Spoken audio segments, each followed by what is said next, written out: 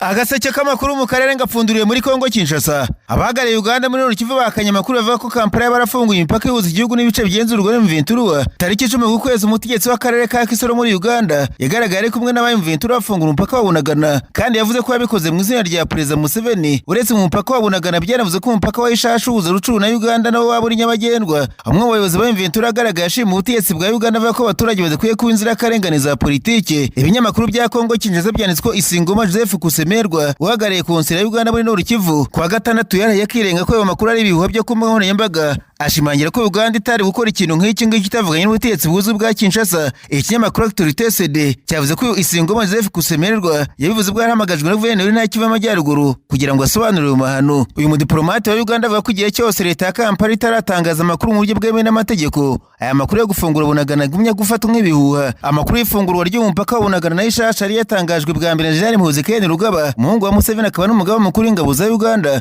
Uyu mudiplomate wa Uganda yakanye ko umupaka utafunguwe nyuma y'uko leta ya Kinshasa yari yavuze ko izasaba Uganda ibisobanuro nyuma y'ifunguye umupaka wa Bunagana n'indi ikoze ku bice bigenzurwa n'ihuriro rya M23. Mu nama y'abaminisitiri yayobowe na Perezida Tshisekedi kuwa gatanu, ingingo y'ifungurwa ry'imipaka ihuza Uganda n'ibice bigenzurwa M23 iri muzaganirweho, nk'uko umuvugizi wa leta ya Kongo Patrick Moya yabisobanuye muri raporo y'imyanzuro y'iyo nama. Minisitiri w'ububanyi n'amahanga wa Kongo Therese Kayikwamba Wagner yasabwe gusaba Uganda ibisobanuro kuri icyo cyemezo yafashe. Ati Minisitiri w'ububanyi n'amahanga yasabwe gufata ingamba kugira ngo ubone ibisobanuro byumvikana. Abwo umupaka wa Bunagana ufungurwaga, Bizimana yashimye Perezida Museveni wumvise gutakamba ko abaturage, asobanura ko ubucuruzi nta buhuriye na politike. M23 nawe yashimye Perezida Museveni wahisemo gushyira imbere iterambere ry'abaturage, agasaba ko imipaka ifungurwa. Icyakora leta ya Kinshasa amakuru avuga ko yatangiye kuva ko izinyeshyamba za M23 zaba zishaka kwigarurira umujyi wa Uvira. Minisitiri w'ingabo n'abarwanyi bose ku rugamba bw'ika bombo mu ya vita yavuze ko ibikorwa bya gisirikare bigikomeje muri Kivu Amajyaruguru n'Amajyepfo. Inyandiko y'ibyavugiye muri aya minisitiri yo muri Kongo Kinshasa kuwa gatanu w'icyumweru gishize igaragaza ko igihugu gishyize imbere gushinja M23 gushaka gukomeza kwigarura ibice biri mu maboko y'ingabo za leta birimo na Uvira. Mu minsi mike ishize M23 ashinja ingabo za leta ya Kongo kugera intwaro ziremereye n'ingabo nyinshi mu bice bitandukanye, bagamije ngo bitera umuce bituwemo n'abaturage bisanzwe birindwa na M23. Impande zombi zishinjanye ibikorwa by'ubushotoranyi mu gihe intumwa zazo zageze Doha muri Qatar, hakomereje ibiganiro bishobora gusiga hasi mu masezerano hagati ya leta ya Kongo na M23. Ntarava muri Kongo Kinshasa, ariko kandi mubwire ko Kisangara umusirikare umutwe udasanzwe yarashe kuri bagenzi bari ku kazi kuwa gatandatu ku kibuga cy'indege mpuzamahanga cya Bangkok. Ibi byabaye mu gitondo. Ofisiye yavuga n'igitangazamakuru Actualité CD ivuze ko abasirikare batatu biciwe aho ngaho, naho umwe akomereka bikabije. Uwakoze icyo cyaha nawe yari yahuye nyuma yo kurasa bagenzi be batatu bari ku kazi. Ati umusirikare yerekanye ibimenyetso bigaragara by'urwayi mu rwego rwo kwirinda. Komanda we yafashe ingamba zo kumuta muri yombi. Uyu musirikare wataye muri yombi bitashimije yaberetse ko akeneye kujya ku musarane, hanyuma yarashe umuyobozi wa posta amwegereye apfiraho. Yarashe kandi mugenzi wari uri hafi nawe ahita apfiraho. Kuwa gatandatu muri Kongo Kinshasa, ariko kandi abategetsi bavuze ko inyeshyamba zifitanye isano na leta ya Kisilamu zishe abantu 36 mu burasirazuba bw'icyo gihugu. Abarwanyi ba IDF baravuga kwica abaturage muri teritwari ya Irumu mu burasirazuba bwa Kongo mu gice gihana imbibi na Uganda. Iki gitero cyabaye mu burasirazuba bwa Kongo ushobora kubona intambara ikomeje hagati ya leta ya Kinshasa na M23, undi mutwe w'inyeshyamba urwanya ubutegetsi ihagarara. Jean Tobi Okara, umuvugizi w'ubutumwa bw'umuryango w'ibumbye muri Ituri mu burasirazuba bwa Kongo, yavuze ko icyo gitero ari ukumena amaraso. Okara mu itangazo hejuru n'amakuru by'abanyamerika yavuze ko abasivili bagera kuri 30 bishwe hagati yo kuwa kane no kuwa gatanu itariki ya 11 Nyakanga muri sheferi y'Owerese Vonkutu, teritwari y'Irumu muri Ituri. Hashingiye ku makuru aturuka muri societe civile, umubare w'abapfuye wariyongereye uva ku bantu 31 bishwe ugera kuri 66. Nararanganije amaso umunyamakuru byandikirwa muri Tanzania. Abanyamakuru bakiza amakaramu ku mapuro barandika. Banditswe nkuru ya leta ya Tanzania yasabye urwego rushinzwe kwandika amategeko mu nteko ishinga amategeko y'iki gihugu kwandika amategeko yose arebana n'amatora mu rurimi rw'igiswahili hagamijwe kubahiriza uburenganzira bw'abaturage. Tanzania iritegura amatora arimo na perezida mu kwezi kwa 10 uyu mwaka. Iyi ntumwa nkuru ya leta ikaba isanga kwandika amategeko muri abaturage bose bumva ari intambwe yo kubaha ubutabera. Uyu mutegetsi avuga ko guha amategeko mu giswahili abo baturage bizatuma bamenya inshingano bafite ndetse bakamenya n'ibyo nabo basabwa kugira ngo demokarasi isimbataze muri iki gihugu kiri mu burasirazuba bw'u Rwanda. Abanyatanzania bari bamaze igihe basaba ikigo gishinzwe amategeko ko yaba mu rurimi rutari icyongereza kuko bataragiye mu ishuri batabasha kumva ururimi rwazimwe n'abakoloni. Tanzania imaze iminsi ivuga mu gitugu cyane ku butegetsi bwa Perezida Suluhu Hassan ushinzwe guhungita abantu bose badasingiza ubutegetsi bwe. Agaseke k'amakuru mu karere ngapfunikire muri Kenya. Abanyamakuru bakoze ba muri no barandika baretse umunyabanga leta ushinzwe wagize kuri musanzwe uri Minisitiri w'ububanyi n'amahanga muri Kenya, Bwana Musalia Mudavadi yabuje abapolisi kugira bakomeretse mu gihe b'imyigaragambyo kuko baharanira uburenganzira bwabo. Bwana Mudavadi ubutumwa bwe buranyuranye n'ubwa Perezida William Ruto uherutse gusaba abapolisi kugira barasama kugura umuntu wese wigaragambye akagira ibyo yonona. Ni ubutumwa butakiriwe kimwe muri Kenya. Bamwe bavuga ko Perezida akaba yashishikariza abapolisi gukora urugomo. Mu mashusho y'ikinyamakuru The Star kivuga ko cyabonye Musalia Mudavadi yihanangiriza abapolisi ariko kanasaba bigaragambye kutagira babangamira mu gihe basaba uburenganzira bwabo. Musalia Mudavadi avuga ko igihe abantu bigaragambye mu ituze aribwo bazateza imbere igihugu kandi kikaba indahangarwa muri demokarasi. Mu myigaragambyo yiswe Sabasaba abantu barenga 30 byavuzwe ko barashwe na polisi barapfa, abarirwa mu majana barakomereka. Perezida William Ruto utorohewe muri iyi manda ye asanga nta mpamvu yo kubembereza abantu bigaragambye bakiba bagasahura, ari nayo mpamvu asaba ko bazajya baraswa mu kaguru bakazagizwa mu bucamanza bacumbagira. Perezida Ruto avuga ko Kenya ishaka amahoro ku buryo umuntu wumva yasahura mugenzi we yitwaje kwigaragambya aba akwiye kuraswa mu kaguru. Muri Afurika bambwire ko urukiko rw'ubujurire mu mujyi wa Antananarivo muri Madagascar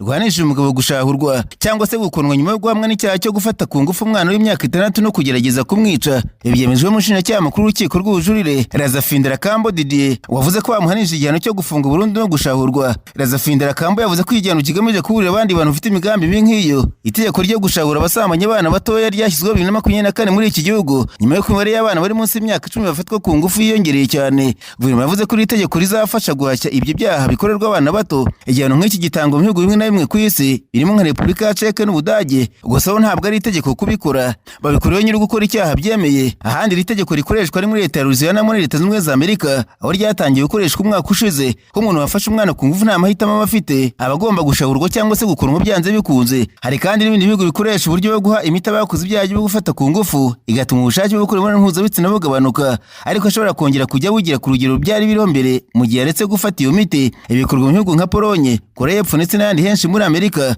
Nubwo bimeze gutya ariko imiryango iharanira uburenganzira bwa muntu ikomeje kwamaganira iri tegeko, ivuga ko rica intege uburenganzira bw'ibanze bwa muntu. Iyo miryango isaba ko hakoreshwa imbaraga mu kurengera abana, gukumira ihohoterwa no gutinyura abahohotewe kugira ngo batange amakuru batikanga. Naho ingabo za Leta ya Sudani ziri kugenzura hejuru ya 55% by'ubuso bwose bw'icyo gihugu, by'umwihariko zikagenzurwa mu kuri icyo gihugu Khartoum. Hashize imyaka irenga 2 intambara iri guca ibintu hagati y'ingabo za Leta ndetse n'ingabo z'umutwe wa Rapid Support Forces. Ni intambara imaze gutuma urenga 8 bahungira imbere mu gihugu mu gihe barenga 13 bahungiye hanze yacyo. Muri rusange kuva muri uyu mwaka ingabo za Leta zagaragaje imbaraga nyinshi zirukanurwanya RSF mu murwa mukuru Khartoum ndetse no mu yindi mijyi ikomeye nka Port Sudan. Abarwanyi bahise bajya gushinga ibintu Darfur, ari nayo intambara ikomeje kubera. RSF ikoresha drones zigezweho cyane ku buryo zigenzurirwa hanze y'igihugu aho kugenzurirwa imbere mu gihugu. Impamvu nuko zikorana n'ikoranabuhanga rya satellite. Ibarura ry'ibanze ryerekana ko nibura umutungo umaze kwangirika ufite agaciro karenga $300,000, uretse ko benshi bemeza ko ubwo ibarura ryuzuye rizakorwa ako gaciro gashobora kuzikuba inshuro zirenga 5. Mu makuru mpuzamahanga mubwira ko Perezida wa Korea ya Ruguru Kim Jong-un yatangaje ko azakomeza gushyigikira imyanzuro y'ibikorwa by'Urusiya mu ntambara bahanganye na Ukraine. Yabitangaje ubwo yakiraga Minisitiri w'Ububanyi n'Amahanga w'Urusiya Sergei Lavrov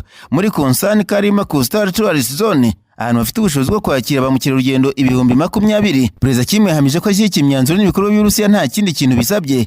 Lavrov yasuye Korea ya Ruguru mu gihe umubano w'ibihugu byombi umeze neza cyane ndetse biteganyijwe ko Korea ya Ruguru ishobora kohereza Uburusiya abasirikare bari hagati y'503 byongera ku bandi yoherejeho mu bihe byashize. Lavrov abinyujije ku rubuga rwa X yavuze ko biyemeje gushyira mu bikorwa amasezerano yashyizweho umukono n'impande zombi. Ku wa gatandatu Lavrov yewe na mugenzi we Johnson mu mujyi wa Wonsan abwira nta no kubya Abarusiya tasi ko Korea ya Ruguru yiteguye gutanga ubufasha muri gahunda zose za gisirikare. Ati inshuti zacu zo muri Korea ya Ruguru bagaragaje ko bashyigikiye byimazeyo gahunda z'ibikorwa bya gisirikare n'ibikorwa by'ubuyobozi bw'Urusiya n'ingabo. Impande zombi zemereje ko abamukerarugendo b'Urusiya bazatangira gusura agace k'ubukerarugendo kafunguwe mu mujyi wa Wonsan. Ariko kandi Perezida wa Amerika Donald Trump yatangaje ko igihugu cye cyashyizeho imisoro 30% ku bicuruzwa bituruka mu bihugu by'Iburayi na Mexique. Trump yabitangaje nyuma y'aho aherutse gushyiraho imisoro ku bicuruzwa bituruka mu bihugu byo muri Aziya ndetse n'ibihugu byibumbiye umuryango wa BRICS. Ku wa gatandatu Trump abinyujije ku rubuga rwa Truth Social yandikiye amabaruwa abayobozi ba EU na Mexique abamenyesha ko Amerika yashyizeho imisoro ku bicuruzwa biva mu bihugu byabo kandi ko bizatangira gukurikizwa tariki ya 2 Kanama. Trump yandikiye ibaruwa Perezida wa Mexique